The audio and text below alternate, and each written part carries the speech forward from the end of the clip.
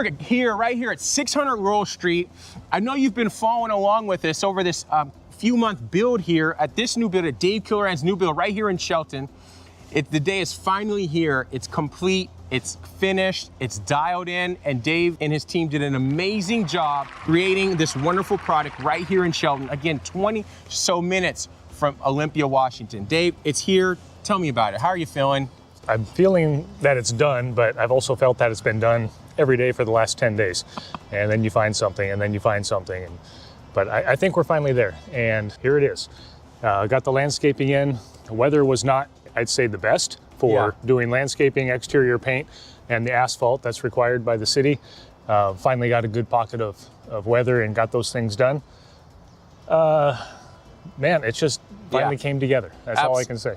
Absolutely. As you can see, the beautiful colors that they selected, it really highlights the area around being here in the Pacific Northwest, kind of the neutral tones. And shout out to Marci Dray with picking these wonderful colors. Dave, just tell us again, how did you guys arrive at this design? Well, part of it is creating a house that fits the lot and doesn't look like it was forced on, but looks like it belongs there. And then also being in this historic district, we were required to do a number of elements. We picked the black windows, we did the covered porch, the shakes, the multi-siding, multi-colors, not one long roof, but breaking the roof over the garage. A number of different attributes that brought it together to qualify as a historic build. Generally a craftsman concept with the window wraps and the high ceilings, and that's the theme that we went with throughout. Obviously put some contemporary touches on the inside to make it comfortable for today's world. And let's go inside and take a look. Absolutely. All right, so what we're gonna do now is I'm gonna take you guys inside, and actually we're gonna do outside, show you outside, and then we're gonna show you the inside. So get ready to be blown away by all the many features that Dave and his team has done in this home. They put a lot of heart, a lot of thought, a lot of detail that has went into this home. And as you can see in the previous docuseries, when I documented this whole build out, he doesn't waste anything. I mean, from the closets to the extra sheeting behind the wall in each of the closets, thinking about future home buyers. I mean, it's amazing. So let's go and let's tour it. Well, some of the finished products that we have here, the corbels on the porch, the large posts. These are things that you'd find on an older 1920s home, as opposed to some little 4x4s or 6x6s. We really built them out to give it some girth, some character. The corbels, I didn't want to do a straight leg corbel, so I made my own curved corbels. Offers a little more character, something you don't see every day. Really helps make it pop. The front door being 8 feet, a little dental mold character on that. Wood post or wood baluster deck rail. Of course, there's a lot of options for glass rails, stainless steel, but it just simply would not fit on a craftsman style like this. So went with the wood, but it is a Trex deck, so you're gonna get good longevity out of that. Landscape, landscape, landscape. That really is what makes it all come together in the end. Just the natural colors with the neutrals that Marci chose for the house. I'm not good at that, she is, and I just like watching it come together because, and take a look for yourself, it just really has a lot of curb appeal.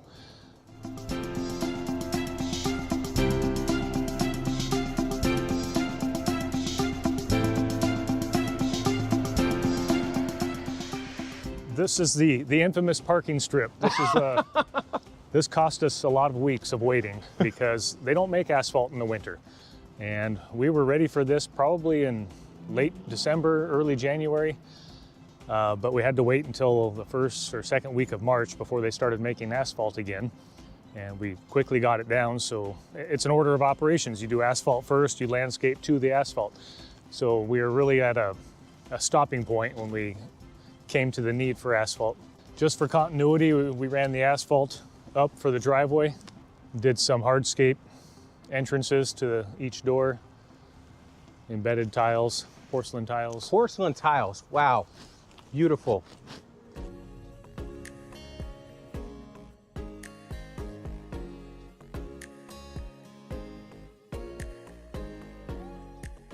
Neither of these decks is tall enough to require a railing, but kind of look naked without it. So really for character, we added the railings on each deck.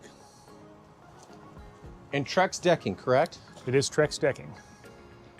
You'll notice that I like to do character on the decking too, so even the stairs are mitered corners. No exposed ends. It's just a nicer detail. Very nice, very nice.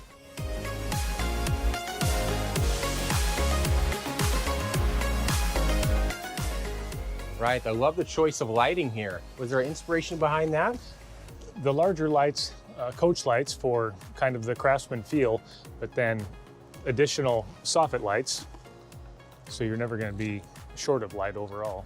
And the same with the front deck. It has coach light and several can lights also.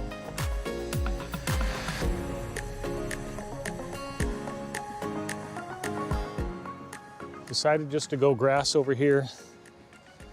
Didn't want to, additional parking might be nice, but it would just be a little hard if we had additional gravel or more gravel. It wouldn't give the natural appearance or look that we have going on.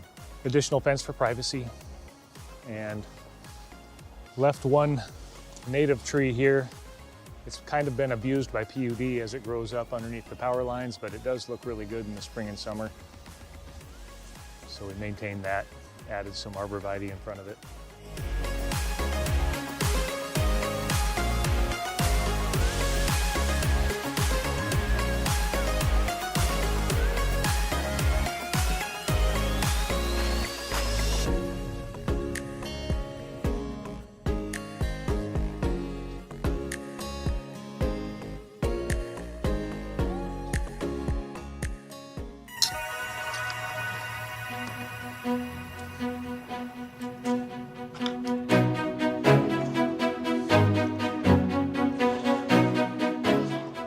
Tell us about in here, Dave.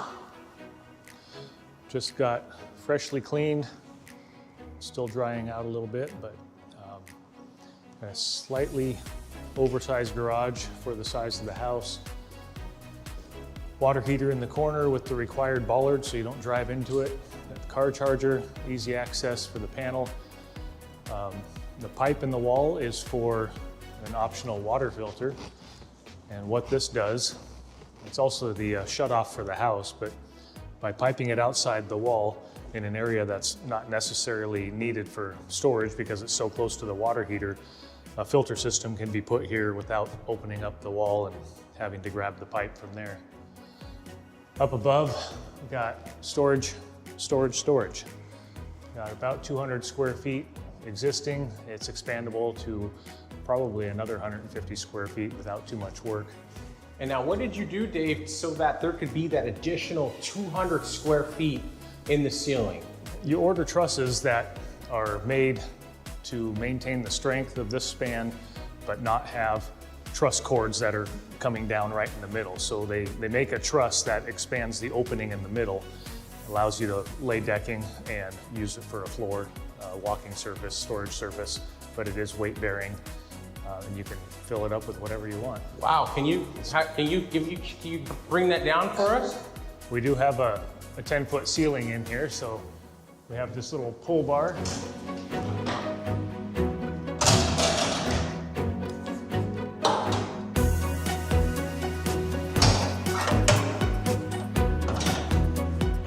Wow.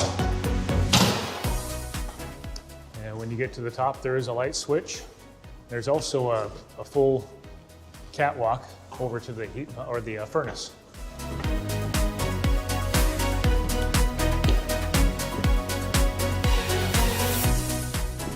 Wow.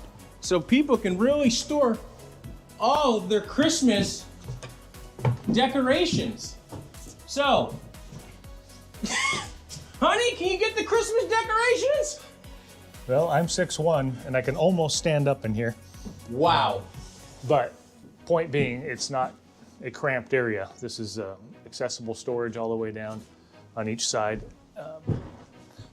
I'm leaving these panels up here. These are all pre-cut. So if you want to build out expansion or more storage down each bay, these pre-cut panels are free to use. It wouldn't take too much work just to Wow, and you're screw gun. leaving that for the future buyer to be able to do that. It was just some scrap plywood, and I cut it to be the right dimension, and I didn't want to overdo it up here. And also, it can be left to your imagination on how you use these, because they also would serve as shelves up above. So I'll just kind of leave it to the owner for however they want to use them, but they're here. Traditionally, you leave some extra flooring, some extra roofing, and the paint, the actual paint that was used. Those things usually all stay with the house and might as well be up here to break in the storage. Wow, incredible. Wow, and this is the walk directly to the furnace. Should you ever need to service the furnace or get at it for any reason, you got some good access.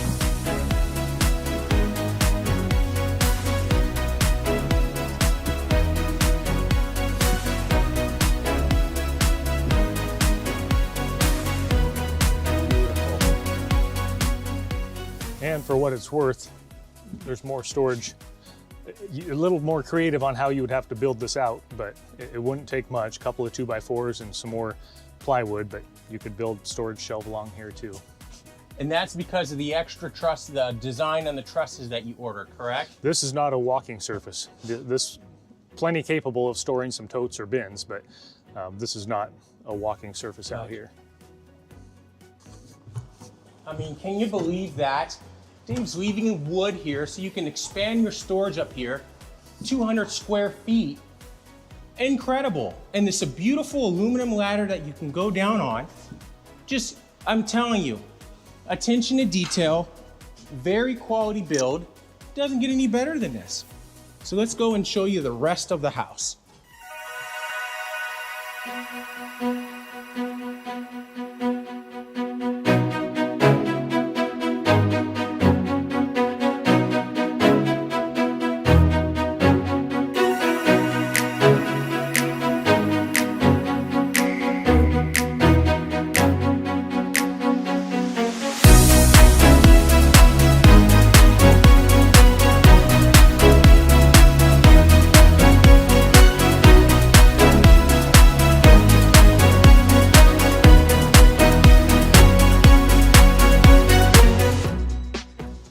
So what was the inspiration behind kind of this open concept color tone in here?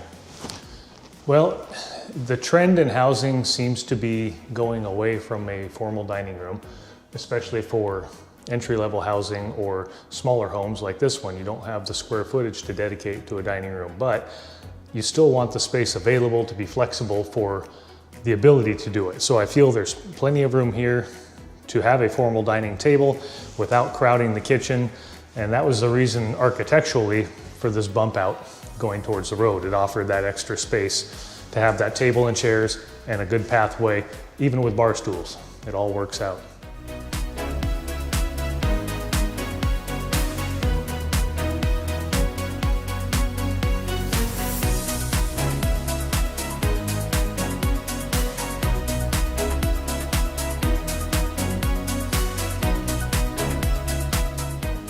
Okay, you've seen some of these tricks before, but maybe not when it's been totally clean. Automatic lights in the closets, crawl space access, a couple of finger pulls embedded, should you ever need to go down there.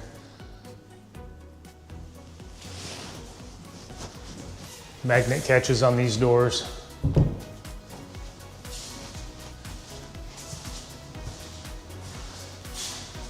Bedroom slash office. It's kind of an open palette to do whatever you want. It's legally used as a bedroom, but could easily make it an office too. We have outlets in each bedroom with the USB ports because everybody has devices to charge.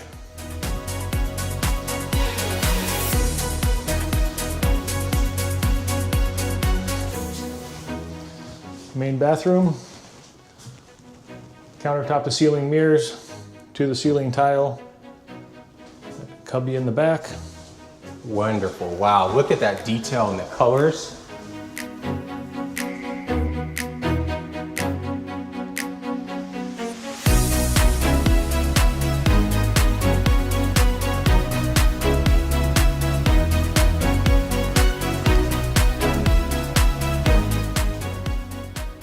basic storage closet in the hall for towels, linens, whatever. And this is pretty much a mirror of the other bedroom. Same story. Closet spec'd out to be rod and shelf. There is some expandability in here. It's just, I don't want to predict too much, so. Go with the standard layout.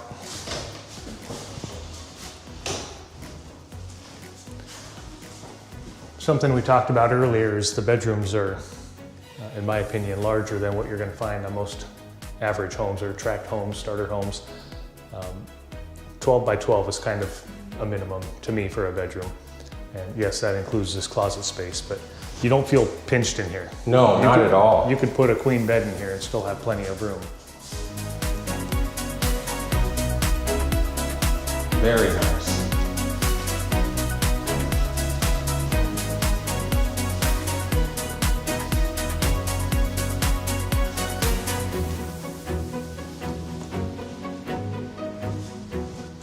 The door trim detail kind of picks up the outside detail of the window wraps with the oversized headers.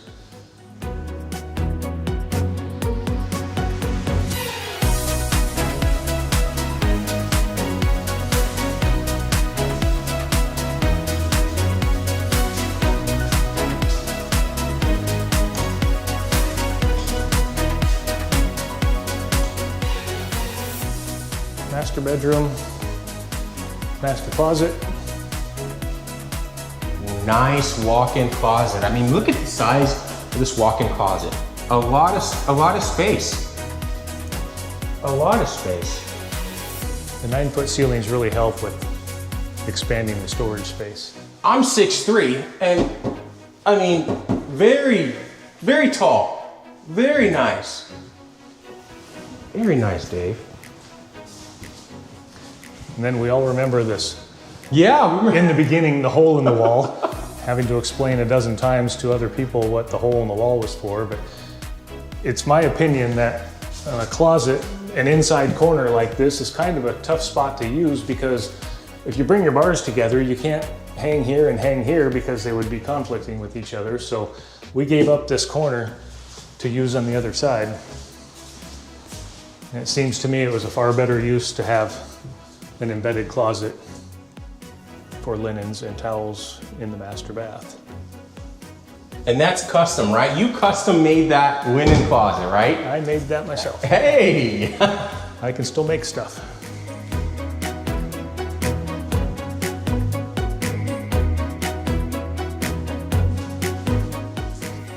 Wow, very beautiful, Dave. A wonderful build. I think we finally got there. Yeah. Wow. I mean, it took, a good over 4 months, and you weren't even pushing hard on this one. We pushed pretty hard in the beginning to get to the point of starting late, October 25th. We knew we were gonna have weather against us, so we pushed pretty hard to get the roof on. Once the roof got on and we got our windows and doors on, the inside work was underway, but we really ran into a stopping point with the need for asphalt. The weather was not favorable to the exterior paint. It really just kind of put the brakes on things in January and February, and broke the weather, got asphalt, and picked it up and ran to the finish line. Right on. Did you give this one a name, this home a name? I've never named our homes. Never named his homes, but Dave, again, amazing quality here. And so you're ready to get this one on to a buyer, right? I think so.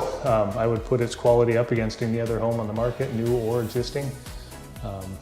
I can't cut corners. It doesn't matter if it's for me or somebody else. I have to do it right. So it's good all the way through. Outstanding. Well, I hope you've enjoyed this docuseries over this new build from literally the land all the way up to now. Reach out to Dave, myself, if you're interested in this one or any other ones in the future. You definitely want to keep an eye on Dave's homes that he builds, because it's really great detail. So hope you've enjoyed it. Reach out to us if you're interested in this one. Love to talk to you. We'll see you next time. All right.